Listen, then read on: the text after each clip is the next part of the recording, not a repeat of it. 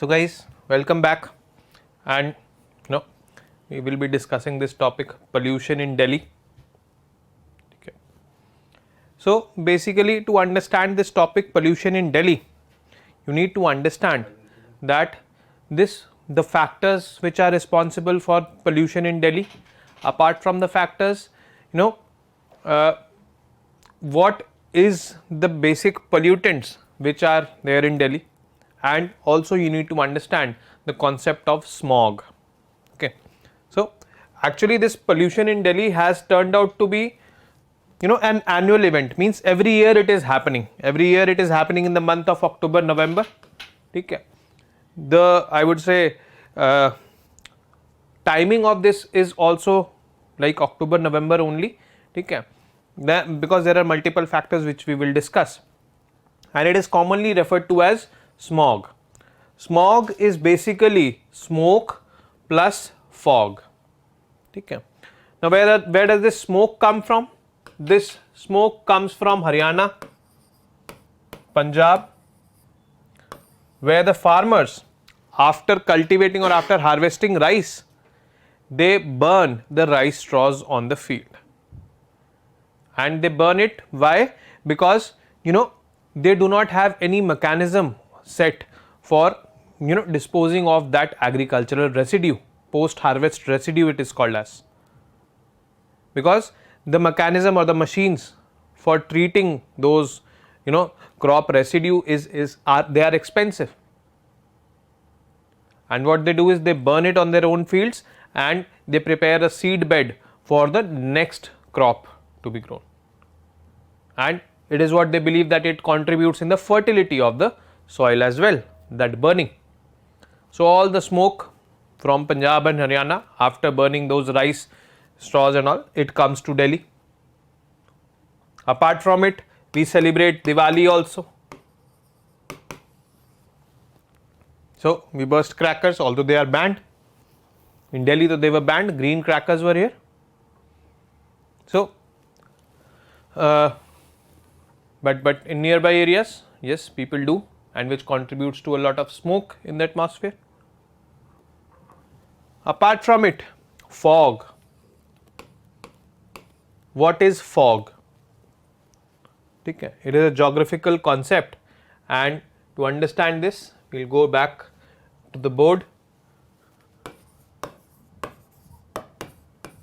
Now, to understand fog, basically you need to understand this concept in geography. That concept is called as the inversion of temperature.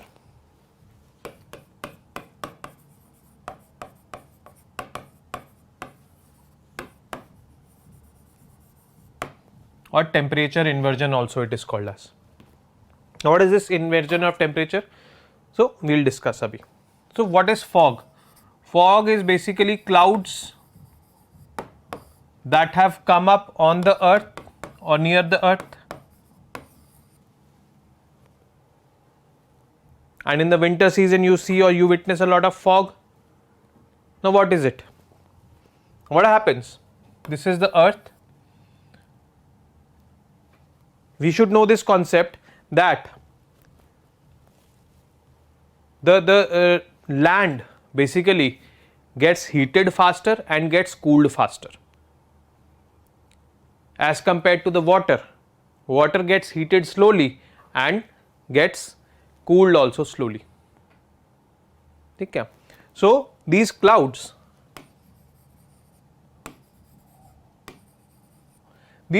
have a tendency that they will remain in those areas which are colder, and I told you that the earth or the land gets heated faster and cooler faster. The water gets heated faster and gets cooled faster, heated later or slowly and gets cooled slowly. Similarly, the air also gets heated slowly and cooled slowly as compared to the land. So they are in the air, where the temperature is low, means they will be at considerable heights. Okay. But what happens in winter? The land here, when the sun sets in the evening, the land tends to get cooled. and in the winter season it gets cooled up to very high extent. Cold temperature is here. So these clouds, they come here. When these clouds, they come here,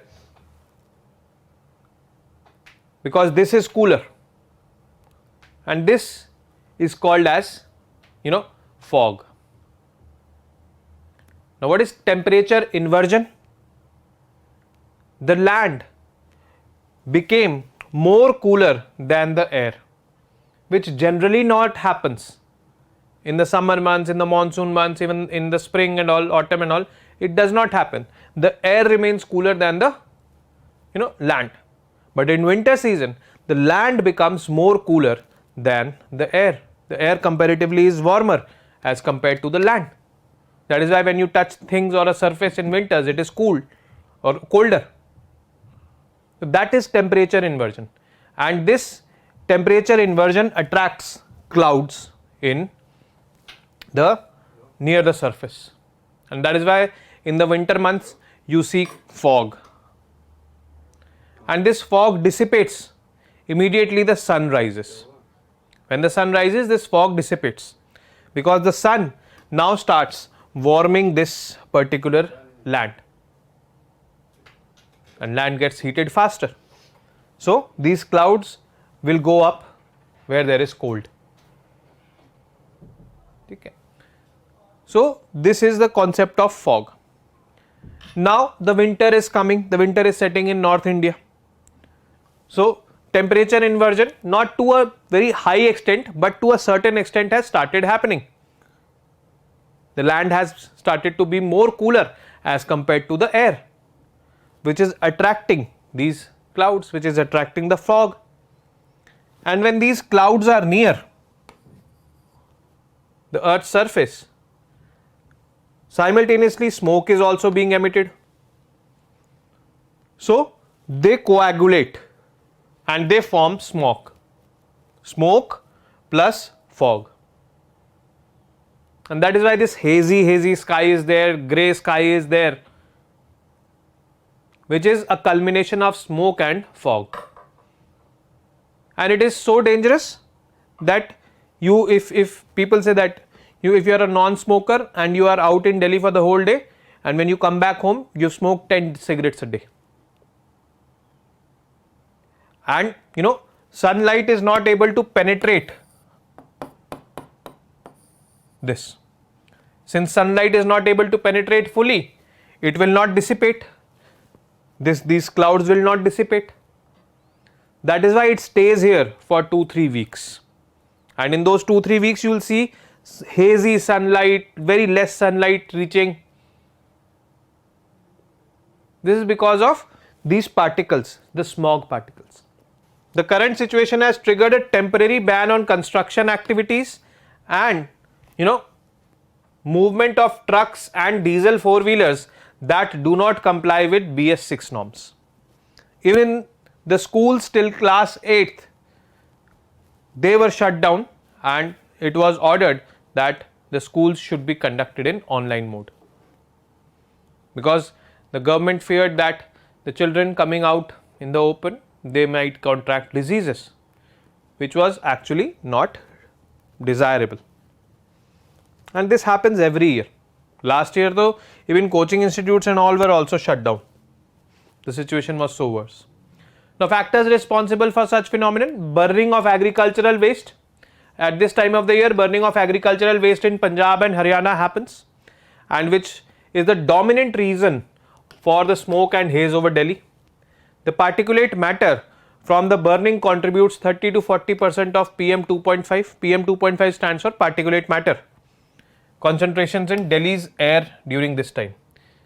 Means whatever PM 2.5 is one of the most dangerous pollutants. 2.5 basically stands for the diameter. Diameter is 2.5 micrometer of this pollutant. And there is another pollutant that is called as PM10. This is comparatively large. The diameter of that pollutant is 10 micrometer. This is considered more dangerous, PM 2.5. Why? Because it has the capacity to penetrate deeper into our lungs because it is small in size. The PM 10, when we breathe, it most of the times gets stuck in our nostrils only. So, but this PM 2.5 has this tendency to penetrate. Then the weather also plays a critical role. I told you why, because the winter is setting in, temperature inversion is happening, the clouds are getting attracted. So, that also plays a key role. During this period only this kind of phenomenons happen. Then other factors like a lot of construction activities going on which releases a lot of dust and PM 2.5 and 10 particles in the air, movement of diesel vehicles, particularly older trucks, burning of crackers during Diwali, and all these are some other factors which are responsible for the situation in Delhi. Then why farmers practice stubble burning? Rice and wheat straws left in the field after combine harvesting, means combine harvesting is a method in which they use this big machine called combine and they roll out, and that combine basically plucks out all the seeds and leaves the agricultural residue or post harvest residue in the field, and the farmers, to facilitate seed bed preparation and seeding for the next season, they burn it. Farmers find this method as quick and cheap compared to other practices of residue management. Input costs of the farmers are growing up day and day, and farmers are not thus willing to invest in equipments useful for crop residue management. They do not want to buy new I would say in equipments that will help them in managing this crop residue. They prefer it to burn. Then Happy Seeder. It is a tractor operated machine for in situ management of paddy stubble. Continues to be an expensive method for majority of the farmers. Happy Seeder is one such input, I would say, equipment which the farmers can use. Steps taken by the government. There are multiple steps taken by the central government, like promotion of agricultural mechanization for in situ management of crop residue in the states of Punjab, Haryana, Uttar Pradesh and NCT of Delhi. It is a central sector scheme. It was approved. Now what is happening under this scheme? 50% of the cost of machinery or equipment like Happy Seeder, the financial assistance for that purchase of machinery is given by the central government, and 50% has to be borne by the farmers, and for that 50% also the farmers are not ready. Saying that why should we?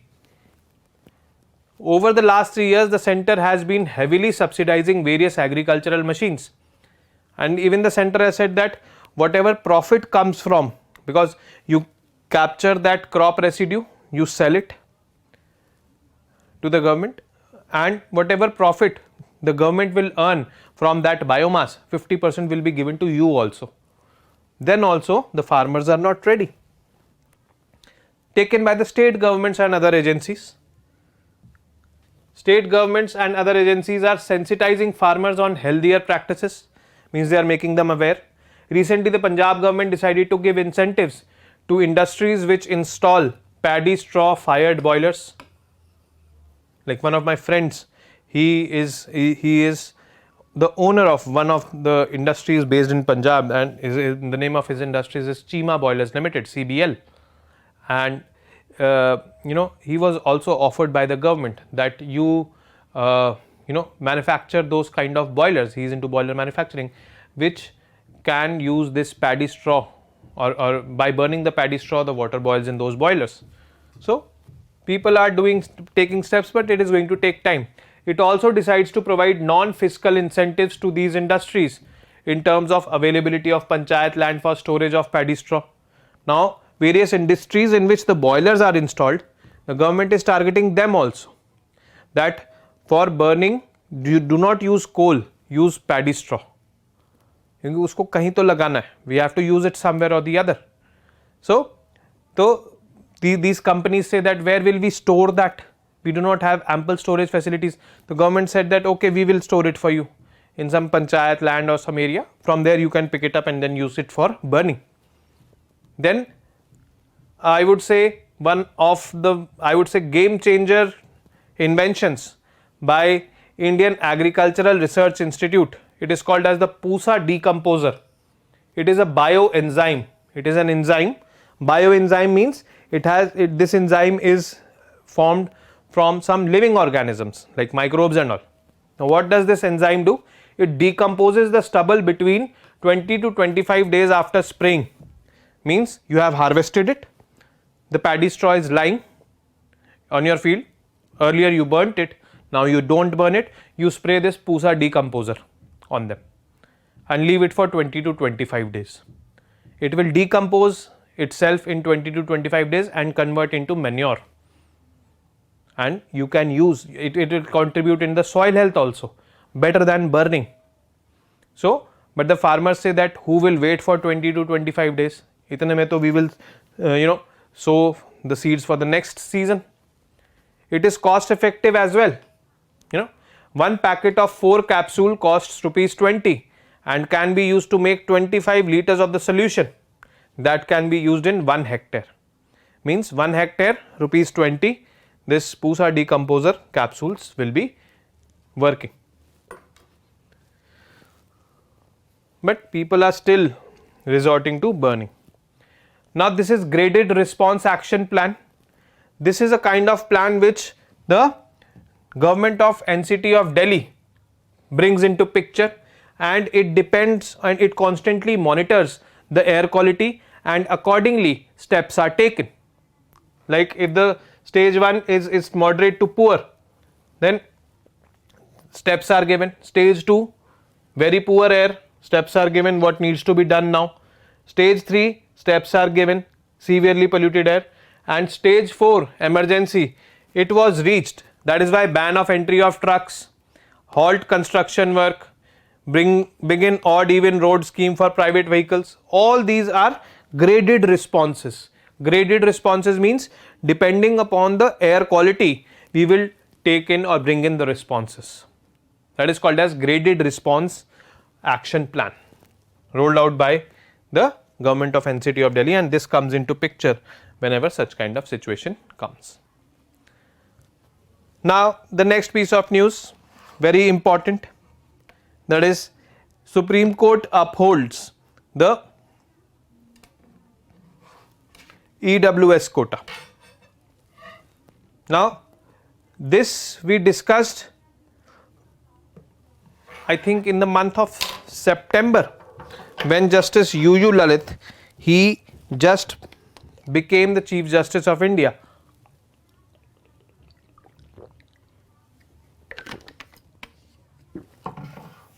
And we picked up this news for discussion also, that 3 major questions will be in discussion while determining on the constitutional validity of EWS quota, whether EWS quota that was given by 103rd Amendment Act, whether this is violating the basic structure of the constitution or not. So, the 3 questions which the Chief Justice of India said, that whether it is violating the basic structure of the constitution by surpassing the 50% reservation mark. In our constitution, it is written that socially and educationally backward classes should be given reservation, but here we are giving reservation to economically weaker sections. Third is, what about the poor in the socially and educationally backward classes already, that is SC, ST and OBC. What about the poor in that category? Because the maximum amount of poor are in that category and we are not giving this EWS quota to them. They are only having that quota, SC, ST and OBC. So, these 3 questions will be under consideration, and accordingly we will decide on this. And finally, this judgment has come, and this judgment has upheld the 103rd Constitutional Amendment Act, means EWS quota will be there, it remains. 5 judge bench was there, 3 judges ordered in favor that EWS quota is not violating any basic structure of the constitution, hence it should remain. And 2 judges, including the Chief Justice of India, Justice UU Lalit, said that it should not remain, it should be done away with. It is violating the basic structure of the constitution. So, but majority wins, despite of the fact that Chief Justice of India is saying that Chief Justice of India is on the minority end, but still majority wins. So let's discuss. A 5-judge constitution bench of the Supreme Court by a 3-2 majority upheld the validity of 103rd Constitutional Amendment Act of 2019. Now what was the background? Reservation for economically weaker sections of the society was granted based on the recommendations of a commission headed by Major General S.R. Sinho. This committee was constituted by the then Union government in 2005 and submitted its report in 2010, and it recommended that those people who are not SC, ST, OBC, means those people who are not socially and educationally backward classes but yet poor, they should be given reservation, additional 10% reservation. Based on this, the cabinet in 2019 decided to amend the constitution 103rd Amendment Act to provide reservation to EWS. The 103rd Constitutional Amendment Act, what is it?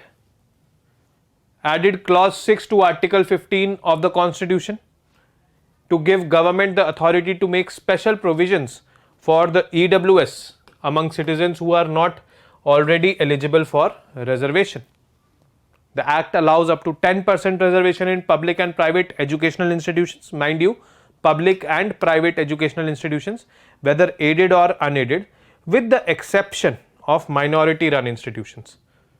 There it is not applicable. The act also added clause 6 to article 16 of the constitution to make employment reservations easier. Article 16 says it guarantees equal opportunity to all citizens in matters related to employment in the public sector. Now there, like in UPSC also, because it is employment in the public sector, 10% EWS will be applicable because the constitution has been amended. The 103rd Constitutional Amendment Act. It was enacted to promote welfare of the poor, not covered by the 50%, almost 50% reservation policy for scheduled caste. Scheduled caste, it is 15%, scheduled tribes, it is 7.5%, and other backward classes, it is 27%. So 27 plus 15 plus 7.5 makes 49.5. The act states unequivocally that EWS reservation will be added to the existing reservation scheme. This is this plus 10% EWS. EWS are those people who are neither in scheduled caste, neither in scheduled tribe nor other backward classes, but yet poor. How will we identify that they are poor? Who are EWS? We will look into that also. Who can be counted as EWS? The candidate's annual income or the annual family income of that candidate must be less than rupees 8 lakh per annum. Their family must not own more than 5 acres of agricultural land. The residential flat area should be below 1000 square feet. The residential plot area should be below 100 square yards in a notified municipality sector, or if that residential plot area is in a non-notified municipality sector, then it should be below 200 square yards. So if the person is having all or possessing all these characteristics, then we will say that that person is an EWS. The judgment, what has the judgment to say? By a majority of 3-2, a 5-judge bench of Supreme Court has upheld the validity of the 103rd Constitutional Amendment Act, ये हमने देख लिया, which came into effect on January 2019. The challenge basically was that this 103rd Constitutional Amendment Act is violating the basic structure of the Constitution. What is the basic structure, or why it was violating the basic structure of the Constitution? Because first, in the Constitution it is written that reservation should be provided to socially and educationally backward classes. But here we are bringing in economics as the basis for providing reservation. And secondly, 50% mark should not be breached. here the 50% mark is also getting breached. So, this is why this basic structure doctrine was getting violated. What is the basic structure doctrine? The basic structure doctrine was, I would say, designed by the Supreme Court in the Keswanand Bharti case 1973, in which the Supreme Court said that the constitution can be amended by the legislature, but the basic structure of the constitution cannot be amended. No one can touch that. And then it outlined that what are the features of the basic structure of the constitution, or what provisions of the constitution are part of basic structure. Okay. So, this reservation policy and all, these were part of basic structure, because fundamental rights are part of basic structure and this is part of fundamental right. The primary argument in this case was that the special protections guaranteed to socially disadvantaged groups is part of the basic structure, first of all.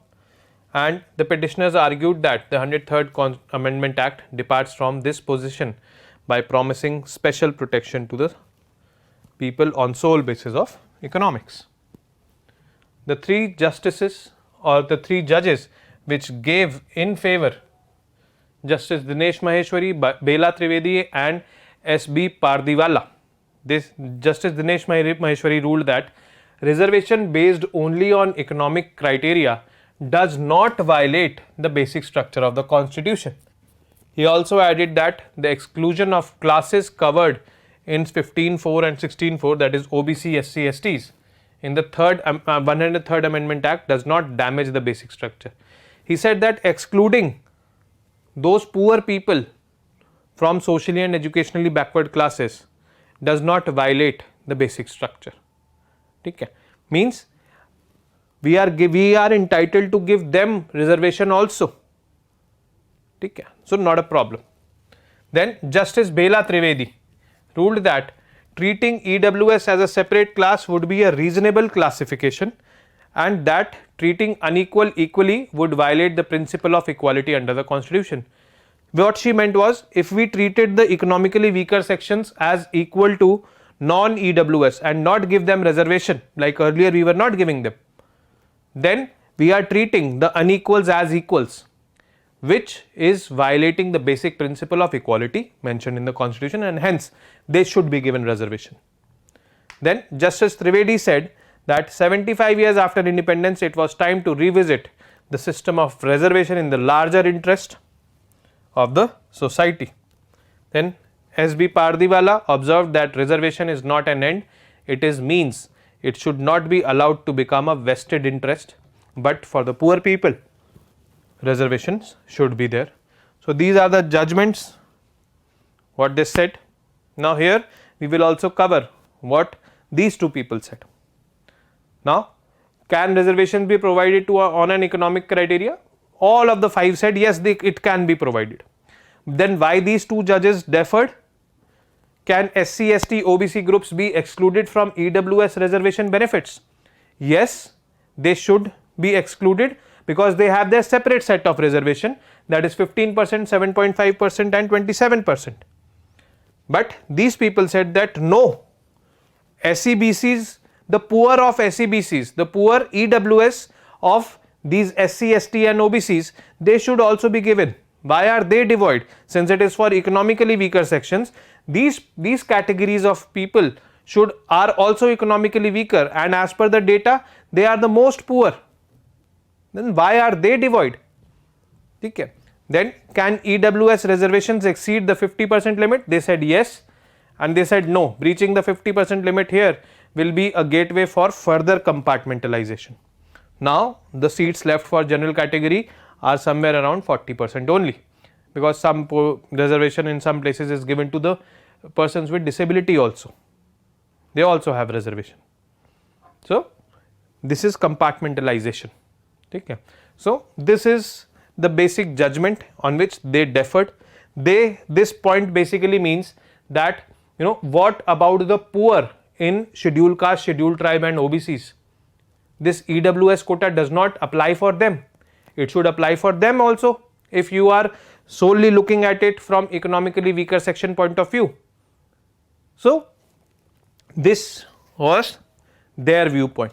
But anyways, the judgment has come 3-2 the EWS is here to stay, and the general category candidates will be facing more and more stiff competition. So, be ready for it, all those who belong to the general category. Now, next piece of news is India Infrastructure Project Development Fund scheme. Now, basically infrastructure development in India is done by the central government, no doubt. It is done by the state governments, no doubt. It is done by some private players also, under the realm of public private partnership.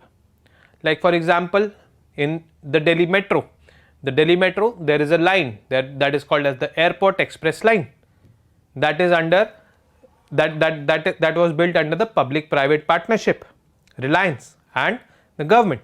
So, there are many infrastructure projects on public private partnership basis, and this particular fund, India Infrastructure Project Development Fund scheme, is for the projects under the PPP scheme, the public private partnership. The Department of Economic Affairs, Ministry of Finance notified the scheme for financial support for project development expenses. Financial support for project development expenses. Okay. India Infrastructure Project Development Fund scheme is there. It is a central sector scheme, means formulated by the center and will be implemented by using the central machinery only, to aid the development of quality PPP projects by providing necessary funding support to the projects sponsoring authorities, both in the central and state governments. Means if the state government is also with some private player implementing an infrastructure project in PPP mode, this scheme can give funds to that particular project also. Now, funding. The corpus of IIPDF shall comprise of initial budgetary outlay of rupees 100 crore. 100 crore is very less amount. Okay. But what this is doing, it is a VGF scheme. VGF stands for Viability Gap Funding. Now, let us suppose there is a project, it is a PPP project. This project is worth rupees 1000 crore. Okay. Now, 1000 crore the worth project is there, but this PPP project is, they are having funds only 950 crore rupees. So, this particular scheme will come and give the additional 50 crore rupees so that this project can be completed. There was this gap of 50 crores, that is why this project was not viable, and this viability gap fund IIPDF brought in additional 50 crore rupees, and now this is able to function. So, this is how it will fund, and it will fund only PPP projects. The organizational structure of IIPDF will be administered by the empowered institution. The empowered institution will select projects for which project development cost will be funded, set the terms and conditions under which the funding will be provided, and set milestones for disbursing and recovering the funding, because it has to recover also. The public private partnership cell of DEA will provide support functions, examine the applications received for assistance under IIPDF. There will be this cell under this. So, this will be the organizational structure of the fund. Okay. Now, the next piece of news, art and culture. It is basically the Vangala dance. Now, Vangala dance, basically members of the Garo tribal community, they recently performed the Vangala dance on the occasion of the Rising Sun Water Fest 2022 on the banks of Umiam Lake in Meghalaya. Now, UPSC known for asking questions on art and culture, but it can also ask questions on based of geography also. Where is Umiam Lake? Meghalaya. Okay, because this festival Vangala dance, it was celebrated by the Garo tribal community in Meghalaya. This is roughly the map of Meghalaya. There are 3 hills, the Garos, Khasi and Jaintia. And these hills are also the names of tribes. In the Garo hills, the Garo tribes stay. In the Khasi hills, the Khasis stay. And in the Jaintias, the Jaintias stay. So, Garos are basically the dominant tribe of Meghalaya. They are more in number. And the other tribes, the Khasis and Jaintias, they feared Garo domination, or they do not accept Garo domination too much. So, this is the situation there. But anyways, coming back to it, it is a festival, the Vangala dance, celebrated in Meghalaya on the banks of Umiam Lake, and this dance is performed on the occasion of the Rising Sun Water Festival. Now, this Vangala festival, or that Vangala dance, also known as the 100 Drum Festival, is celebrated with much zeal and enthusiasm in India's northeastern state of Meghalaya, already discussed. Now, it is celebrated since 1976, the most important festival of Garo tribe, and attracts a lot of tourists. During the Vangala, this dance, the tribals offer sacrifices to please their deity Saljong, the sun god. Now, these are tribal people. They generally worship the elements of nature, animistic worships they do. They worship the nature, elements of nature like the sun, the moon, the trees, the water, the rivers and all. Okay. So, here they are worshipping the sun. It marks this particular festival. Why do they celebrate it? The end of long harvest season. And people do a lot of hard work, they toil in the fields and all, and once the harvest season is complete, they've sold their crops and all, and now they are together for this celebration, the 100 Drum Festival, or the Vangala dance they perform. And it celebrates the end of a long toil period in the field for the Garo tribes before the start of the winters. So, this is important from art and culture point of view.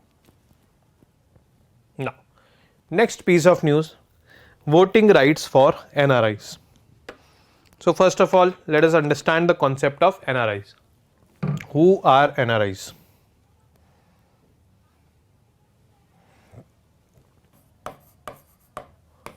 We will understand this term diaspora. I think we have covered this before, but students who have joined after that class, it is for you. Diaspora, you should understand this word, and prefix to it is Indian diaspora.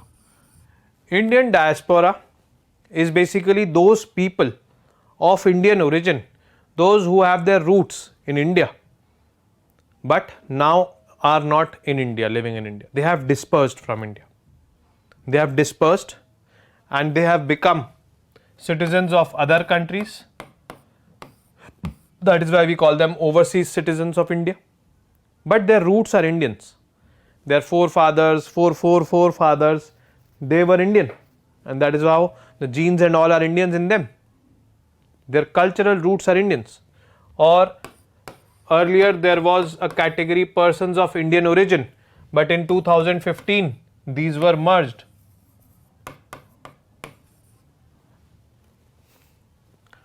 Now only OCI is there. The second is NRI.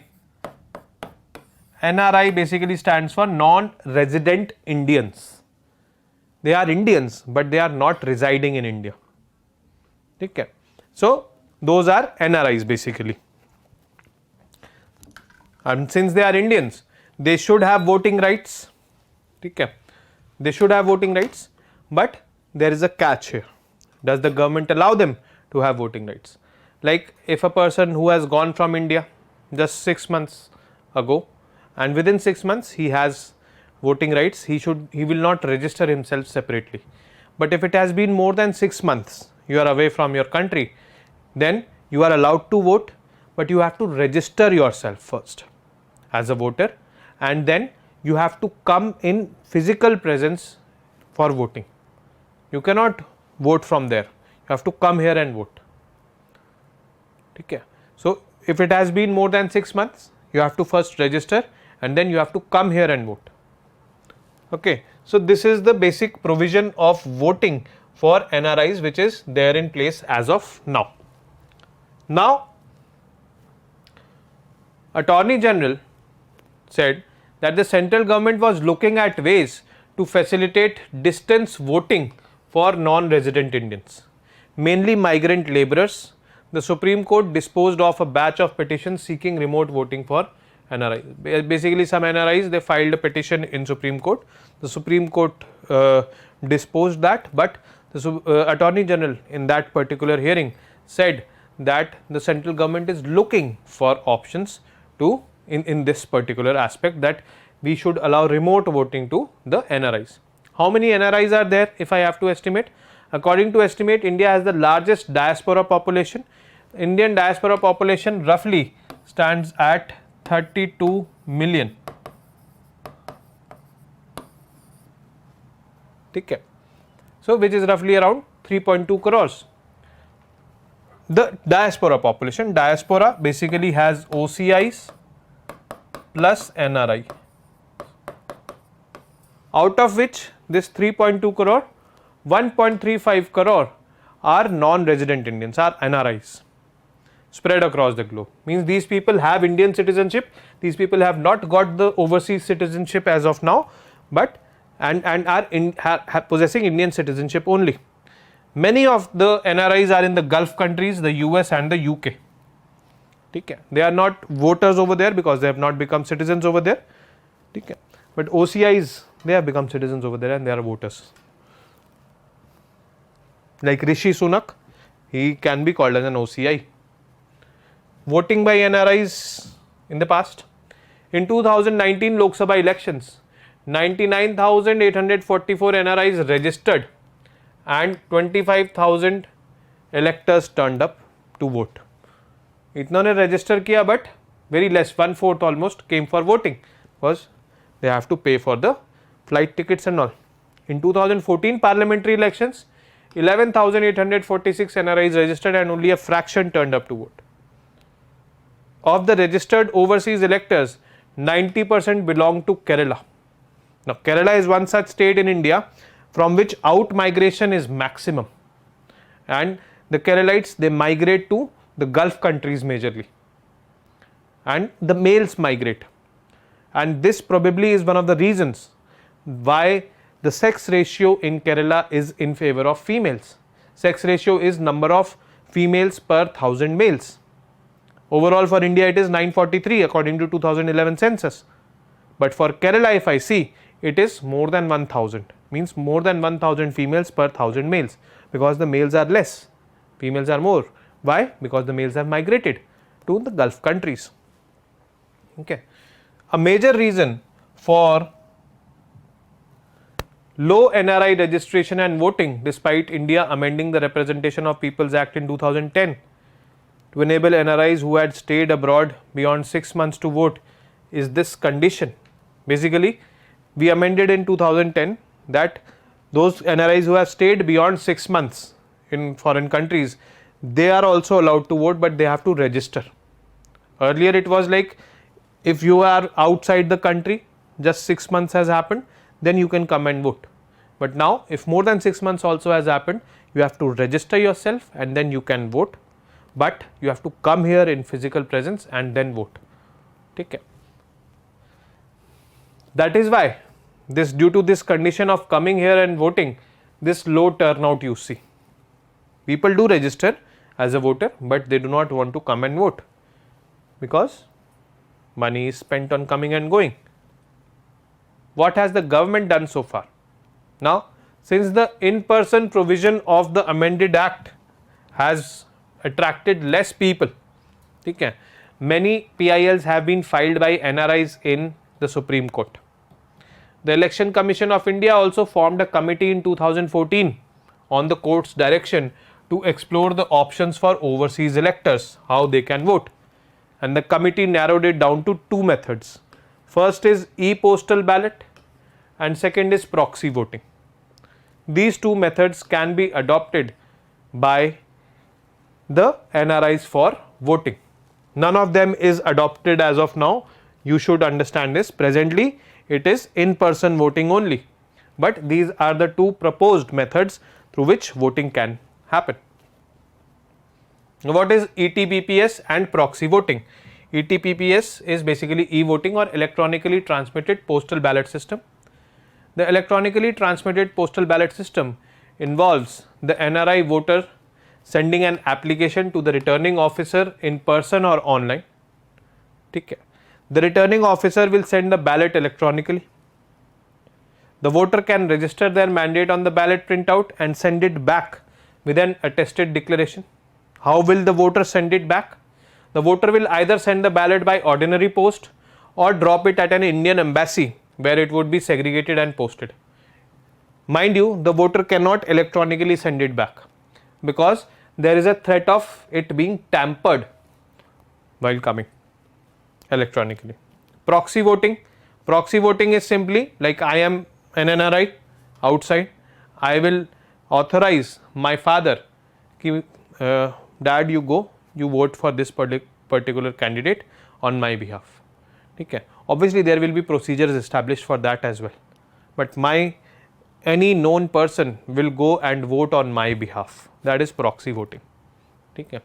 So, proxy voting is comparatively bit easier to implement as compared to this electronically transmitted postal ballot system. In 2017, however, the government introduced a bill also to amend the Representation of People's Act to bring in this condition or to remove the condition of in-person voting for NRIs and enable them to vote through proxies. Means the government wanted to bring in proxy voting. The bill was lapsed in the Lok Sabha in 2018 but never reintroduced, or the bill was passed, sorry, not lapsed in Lok Sabha but never introduced in the upper house. Eventually, it lapsed with the lapsing of the Lok Sabha in 2019. In 2020, Election Commission of India wrote to the Law Ministry that it was technically and administratively ready to facilitate ETPPS, means electronically voting. But the Ministry of External Affairs, it flagged huge concerns that we cannot do it as of now, ETPPS, because there are logistical challenges in implementing it. So, due to these factors, voting for NRIs till today is in-person voting. They have to come and vote. If you are an NRI and it is less than 6 months since you are away from your country, you come and vote. You don't have to register. But if it is more than 6 months, you register first and then you come and vote. This is the provision. Next piece of news, the Malabar exercise. The Malabar exercise happens between these 4 countries: Japan, Australia, USA and India. Now actually this Malabar exercise is the core of the Quad grouping. Quad is these 4 countries only, and actually this Malabar exercise showed the way to the leaders of these 4 countries to come and form Quad. This is what I believe. Now actually this Malabar exercise started as a bilateral exercise between the navies of India and USA, and it started in the year 1992. It was an irregular exercise back then. 1998, India conducted its second nuclear test, and after conducting its second nuclear test, USA imposed economic and nuclear sanctions on us. Those sanctions were removed in 2000, and for that period this exercise Malabar was also not happening. But after that, 2002, I think, it became a regular affair. Every year it happened. Because we saw China is increasing its presence in the South China Sea. We started witnessing back then only. And just to keep it as a deterrent for China, that both the navies are collaborating with each other, they are establishing interoperability, because this is one of the first major, I would say, aspects of these exercises. So, this exercise was between India and USA only back then, but in 2007 Japan joined for the very first time.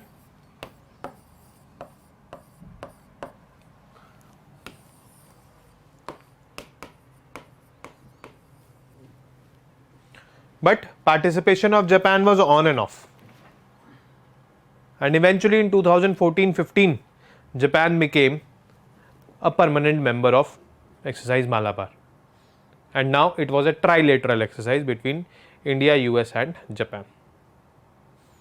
In 2020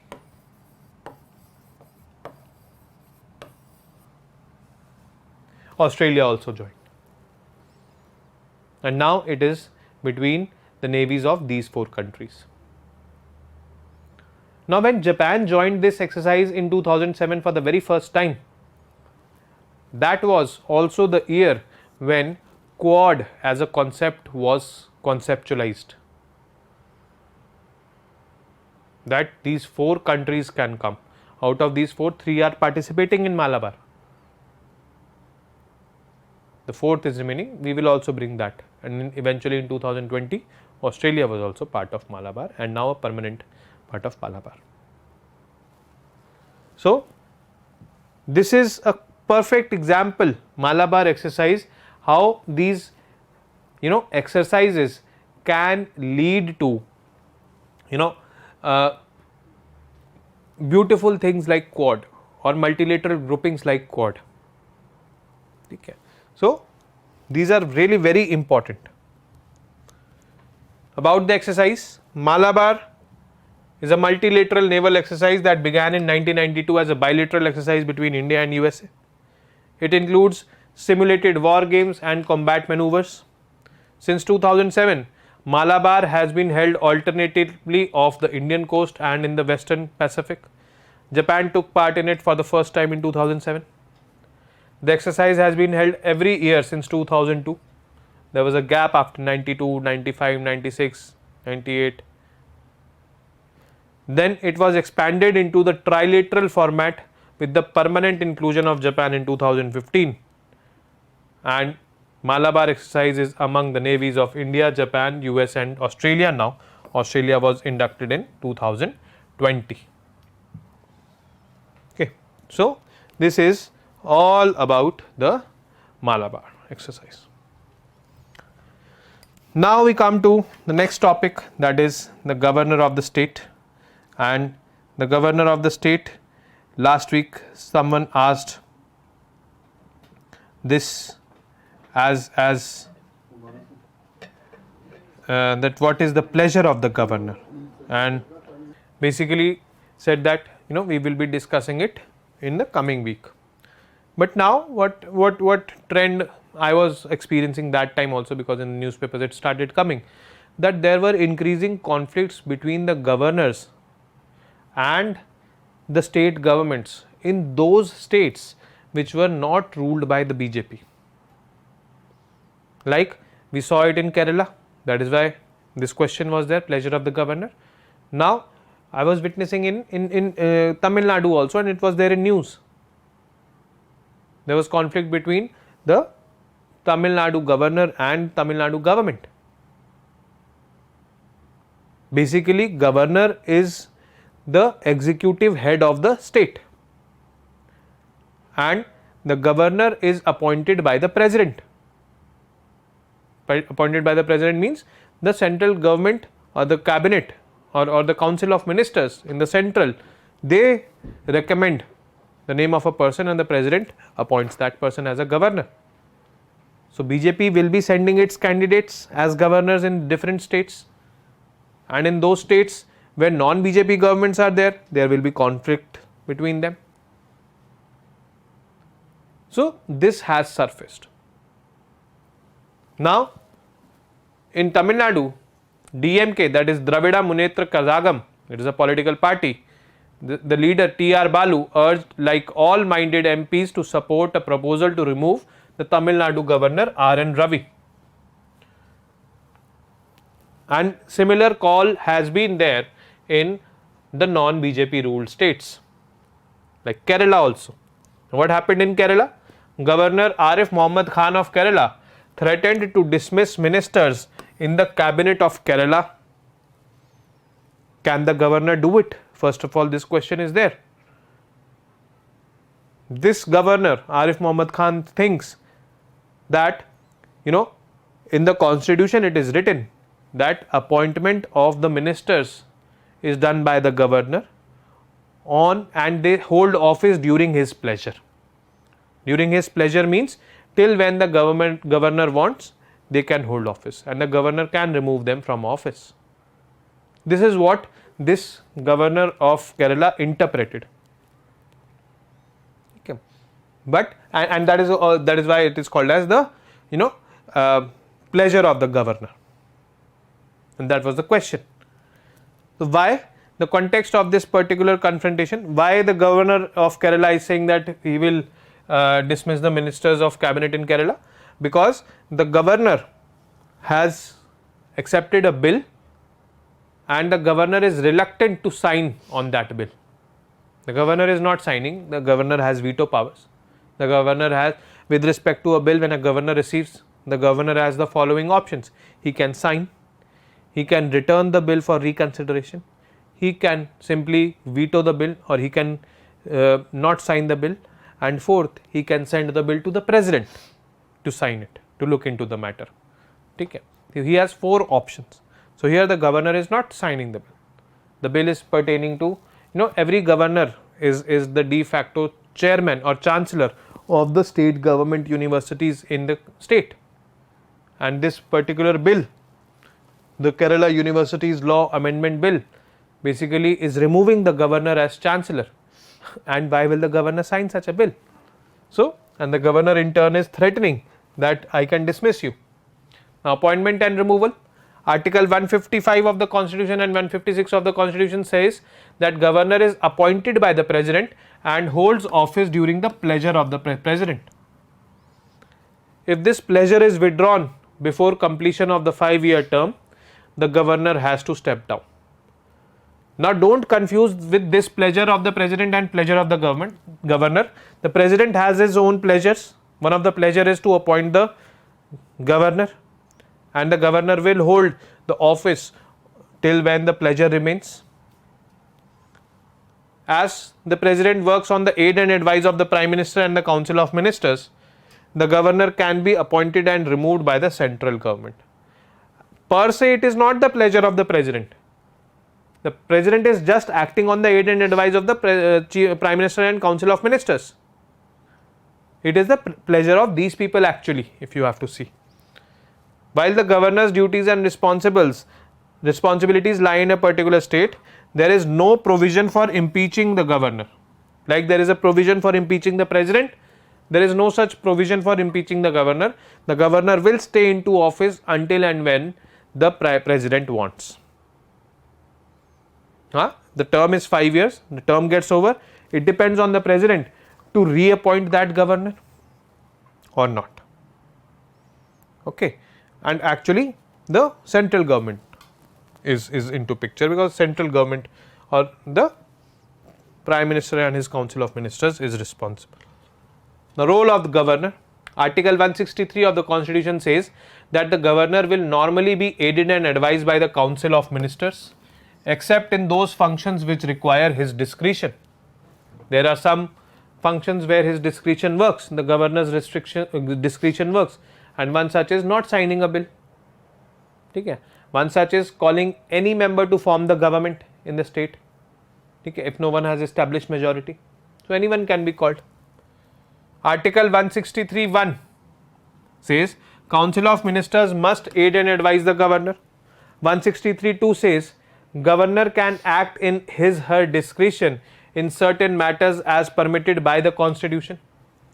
Now 164(1) says the chief minister shall be appointed by the governor and the other ministers shall be appointed by the governor on the advice of chief minister, and the ministers shall hold office during the pleasure of the governor.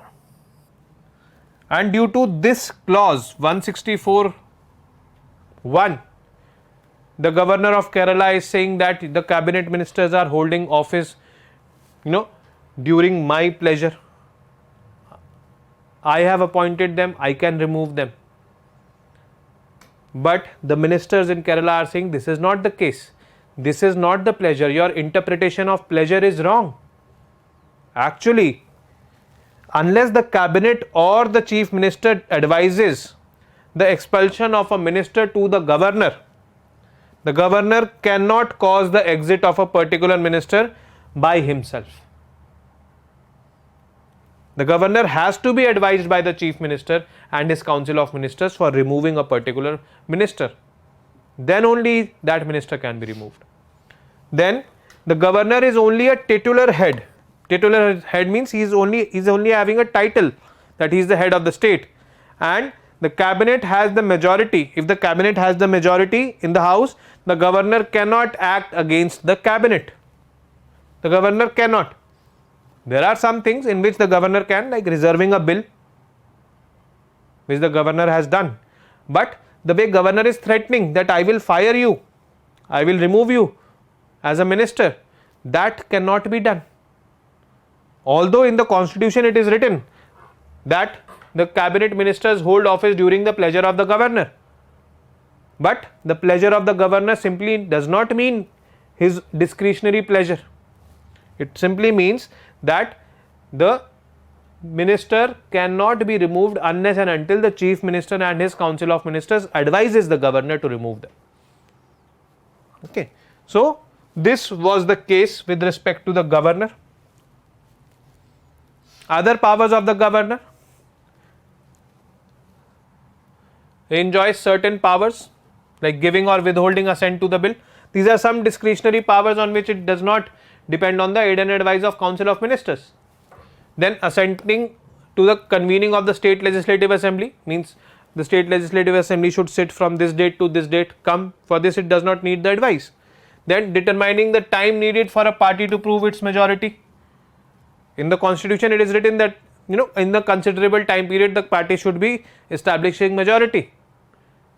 If any political party is not able to establish majority, then the governor can give time to the political parties to establish majority, and what amount of time depends on his discretion. Then which party must be called first to do so, generally after a hung verdict. By that time the governor has to form or has to appoint a person as a chief minister in that time period. Now it depends on the governor that which person or which political party will be called to form this government over there in the states. Although majority has not been established, but we cannot leave a vacuum in that place. That is why the governor calls upon.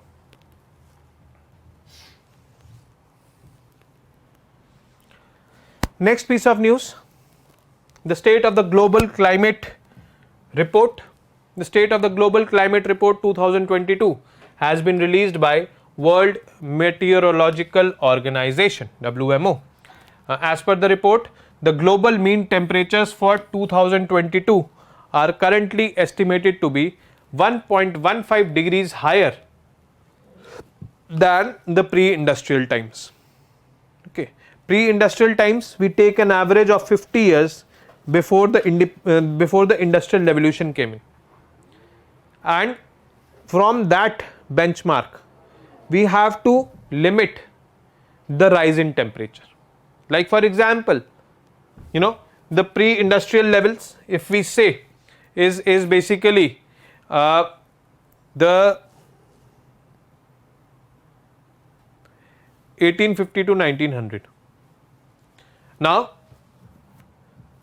the mean temperatures means the average temperatures of any year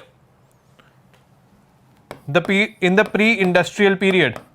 The pre-industrial period is considered this 1850 to 1900, and in these 50 years the average temperature of the earth was, let's suppose, 24 degrees Celsius.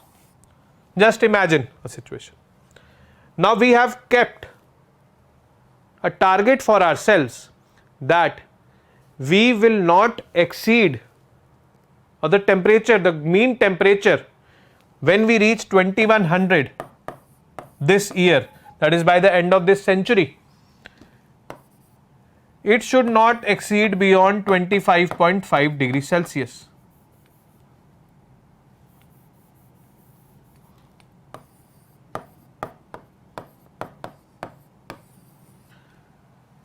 Means 1.5 degrees Celsius should be the maximum increase in temperature by 2100 from the pre-industrial levels. Pre-industrial levels is 1850 to 1900. We have kept this target for ourselves. 1.5 degrees ही बढ़ना है आज से, ठीक है. But this 2022, what was the report? What is the report saying? That 1.15 degrees Celsius higher than the pre-industrial times we have already reached. Although we have not breached this 1.5 degree mark, but 2100 is quite far away. The pace at which the temperature is increasing, I don't think so we will be able to meet this target. So this was the report released by WMO, the State of the Global Climate Report 2022. There are other reports like the Greenhouse Gas Bulletin is also another report published by WMO, because UPSC can ask from this angle also.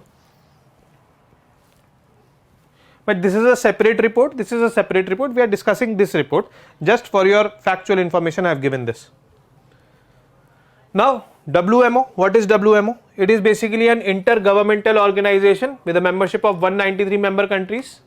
It was established by the WMO convention in 1950, and WMO became the specialized agency of United Nations in that year. Okay. So for meteorology, means weather and climate, operational hydrology and related geophysical sciences. The UN ECOSOC, Economic and Social Council, is the parent organization of WMO. WMO is headquartered in Geneva. Key findings in this report: the global mean temperature in 2022. Mean temperature in 2022 is currently estimated, because 2022 is not over yet, to be about 1.15 degrees Celsius above the pre-industrial levels. This makes it difficult to meet the goal of keeping warming within 1.5 degrees Celsius goal by 2100 by the end of this century. 8 warmest years on the record, fueled by the ever rising greenhouse gas concentrations and accumulation of heat. The past 8 years, that is 2015 to 2022, are on track to be the 8 warmest years on record. The year 2022 will possibly be the 5th or 6th warmest year. The warmest year was 2016. There we recorded temperatures above the pre-industrial levels, 1.28 degrees Celsius. Here in this year it is 1.15, but in 2016 the temperatures were 1.28 degrees Celsius more than the pre-industrial levels. Now, the report flagged how global warming made every heat wave more intense and life-threatening, especially for vulnerable populations. The sea level rise accelerates a lot of problems, and there is a situation that the European glacier that is there in the Siberian region, if it melts, if it starts melting, in the atmosphere, there will be multiple microbes which will be emitted, and with these microbes will lead to such kind of pandemics which are more fatal than COVID. So that is a concerning situation. The impact of climate change: the rate of sea level rise has doubled since 1993. It has risen by 10 mm since January 2020. That is very concerning. The impact of rise in temperature can also be seen in record-breaking rain in July and August in Pakistan. That is why Pakistan made climate reparations, which are under discussion in COP27, because in the next week's class we will be discussing COP27 at length also. Large parts of Europe sweltered in heat waves. We saw that how hot it was in the European countries. UK saw a national record in July when the temperature topped more than 40 degrees Celsius for the first time in July in UK. So this was a problem This all are being happening due to that. The next piece of news is CDRI, Coalition for Disaster Resilient Infrastructure. Disasters, the natural disasters, they happen, they keep on happening, and India is one of such countries which is battling the effects of climate change, or which is battling the effect of disasters. Lot of cyclones come here, earthquakes. Very recently the earthquake came. So India basically has designed this, and it is basically an early warning system, Coalition for Disaster Resilient Infrastructure, CDRI. This coalition is basically promoting early warning systems.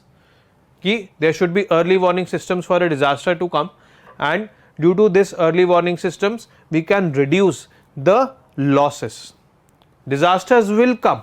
It is not like we are stopping the disasters, but we are generating a mechanism which is an early warning mechanism. Okay, so let's look into it. Taking forward the initiative of the India-backed Coalition for Disaster Resilient Infrastructure, the WMO, World Meteorological Organization again, recently announced a 5-year program to establish early warning systems around the world. The proposal calls for a $3.1 billion investment between 2023 to 27 with respect to this early warning systems for disasters. The above program was announced by the UN Secretary General at the ongoing COP27 Climate Change Conference at Sharm el-Sheikh, Egypt. What is early warning, or why is it important? Many countries including India have established robust disaster management techniques. However, economic costs of a disaster remain enormous. According to WMO, nearly half of the world's countries, majority of which are least developed or poor or small islands, lack early warning systems. Early warning systems, if they are there in place, they will save lives, give significant economic advantages also. For example, a 24 hours notice of an upcoming hazardous occurrence can reduce the resulting harm by 30%. Spending roughly $800 million on early warning systems might save up to $3 to $6 billion in damages per year. So it is something which is very cost effective also. What is CRDI? CRDI is an Indian backed international platform announced by the Prime Minister of India at the UN Secretary General's Climate Action Summit in New York in 2019. Secretariat of CDRI would be based in New Delhi. CDRI is an attempt to bring countries together to share and learn from the experiences of one another. Means the best practices will be here, a depository of best practices will be here, and countries can learn from each other's best practices. It aims to assist member nations in integrating disaster management policies into all of their activities. And CDRI members include not just countries but UN bodies, financial institutions and groups. It is a matter of, I would say, pride for us, because we have introduced it, or we have said that this system should be there, and we are establishing it in India, and UN has also backed it.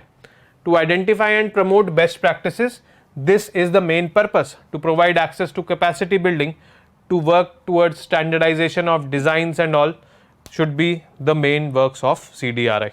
Is not meant to plan, execute or finance infrastructure projects, you mind that. It is basically to promote best practices for disaster management. And last news is National Bioenergy Program. This National Bioenergy Program, Ministry of New and Renewable Energy said it will continue National Bioenergy Program till 2025-6. The ministry notified this program on November 2, 2022. The program has been recommended for implementation in 2 phases. However, phase 1 is only implemented right now. It is with a budgetary outlay of rupees 858 crore rupees. The program will aid the use of huge surplus biomass. Biomass is any mass which is containing the carbon content in it. Okay. And cattle dung, industrial and urban bio waste available in the country for energy recovery. Means we can use this for generating energy, that is waste to energy. Okay. It is one of the key themes. The waste to energy program is one of the key themes in this, in which agricultural waste, residues, like we talked about stubble burning, the rice husk and all, okay, that is also a biomass which is left in the fields. We burn that, but we can use that, we can use that to create fertilizers, or we can use that to create, I would say, to use instead of coals, like the government is promoting that in some industries the boilers should use this to burn. So that is basically waste to energy. Biomass programs, schemes to support manufacturing of briquettes and pellets and promotion of biomass based cogeneration in industries. Then biogas programs, the sewage and all, basically we all might have learnt in class 10th that how sewage and cow dung and all is collected and biogas is generated, methane is created by using that sludge or that slurry. Okay. So that is waste to energy. So this policy of the government, the National Bioenergy Program, aims to utilize biomass and produce energy, reduce environmental pollution by biomass in that. Okay. That is it from this week. Now we will quickly join the doubt clearing sessions.